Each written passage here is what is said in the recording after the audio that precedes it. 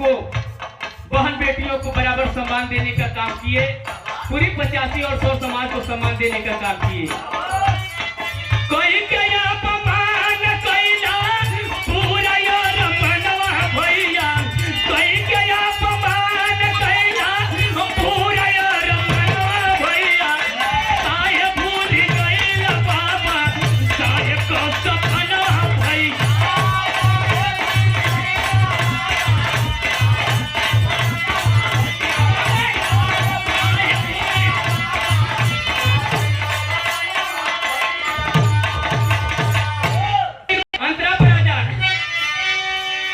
दुनिया में रहल नहीं केहू के कन्हैया हो, अभी मजी बदल गल सबके तकदीरिया हो।